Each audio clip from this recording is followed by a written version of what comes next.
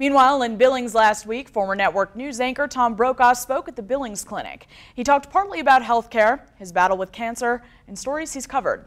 MTN's David J. reports on what Brokaw had to say about the state of the country.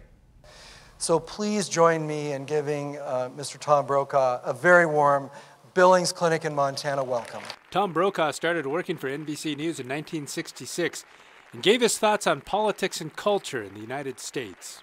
A lot of people say this is the worst time in modern American history.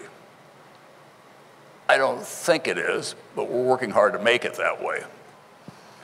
And my strong feeling is, as a journalist for 55 years now, is that we'll not work our way out of it unless we work together.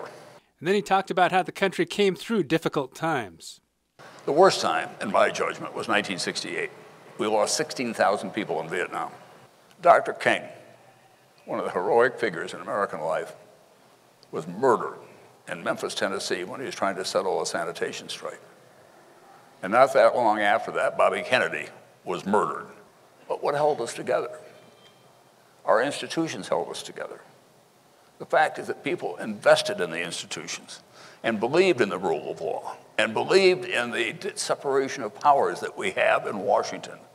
He also talked about the Great Recession from 2007 to 2009. People in America lost faith in institutions. And they lost faith in part because there was enormous abuse at the top, especially in financial institutions. And he gave his assessment of some of the presidents he has covered. He restored American faith in itself. Bill Clinton was as adept a politician as I've ever known, but he had a lot of fatal flaws in terms of his personality. Jimmy Carter is the best ex-president we've ever had. He simply, I don't think, was ready for the job, and of course, it all caved in on him. Nixon will befuddle me for the rest of my days. He was a brilliant guy when it came to international. And Tom Brokaw has his take on what will help America. Be open to the view of your neighbor and have civil discussions about what's in the best interest of the country. David J., MTN News, Billings.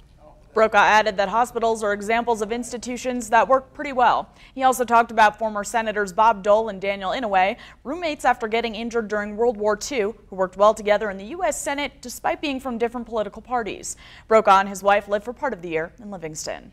Still to